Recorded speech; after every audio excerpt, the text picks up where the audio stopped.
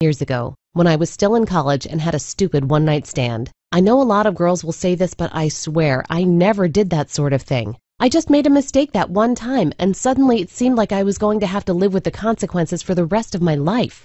The worst part was feeling like I could never date guys again. After all, who wants to go out with a girl who has sores around her, you know what? But after a friend shared your video with me last year and I tried your protocol for myself, everything has changed.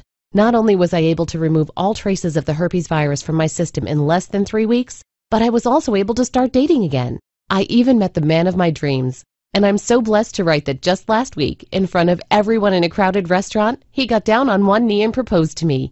You gave me back the chance to be happy and to experience true love. Now I want to help share this with the world. Thank you. Denise Sayak, Washington. If you're ready to join them and tens of thousands of others just like you, pay close attention because we're going to get started right this second. Okay, so like I mentioned, my name is Dr. Christine Bueller. I'm 35 years old and I work as a clinical researcher for one of the 5 highest rated medical colleges in the country. And one horrible morning about 5 years ago while I was doing my residency at Johns Hopkins University, I awoke to what appeared to be a rash around my mouth. Well, I feel stupid saying this now, but at the time I thought I was having some sort of allergic reaction or a breakout or something. And while I did feel a little self-conscious when I noticed it, I headed into the medical lab like usual, thinking it wasn't too big of a deal. Almost from the second I walked through the door, however, the embarrassment started. Everyone was staring at me. I caught 2 girls who worked in the lab with me, who I thought were my friends, pointing and giggling from across the room. And suddenly I was humiliated as John, the young MD I had a crush on for more than 6 months, walked up to me and asked me point break, "What's going on around your mouth? It kind of looks like, well, it kind of looks like herpes." I wanted to cry when John said this, but only because I thought he was being stupid. How could I have gotten herpes? I'd only been all the way with a small handful of guys in my entire life. And in almost every single instance, that was when we were in a committed long-term relationship. So I forced myself to laugh right in John's face and to tell him that it was a funny joke, but that no, it was just an outbreak. That my skin was probably just reacting to something I ate. But while I was laughing on the outside, my mind started to race on the inside. Wait a second. There was Ryan, the last guy I'd been with.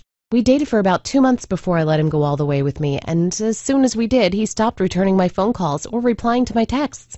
Finally, after about my 20th message, he did text back saying he wasn't ready for a relationship, and that it was better if we didn't see each other anymore. I thought at the time that Ryan was just an asshole.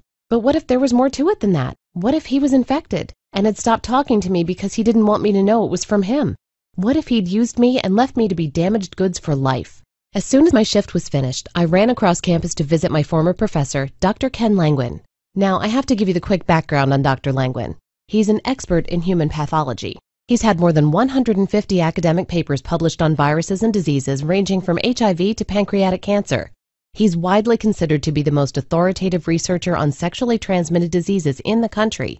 And fortunately for me, at the time, his clinical lab at Hopkins was about a 10-minute walk from my own. As I entered Dr. Langwin's lab, I was again struck by that feeling of incredible embarrassment. This man had not just been my professor, but also a mentor, and I wanted to run away from him as fast as possible, rather than experience the shame of telling him that I thought I had an STD. But I had to know, and so I walked up to the professor, pointed to my mouth, and told him that I was afraid.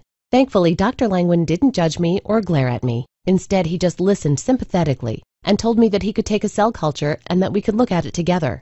I waited anxiously with my stomach in knots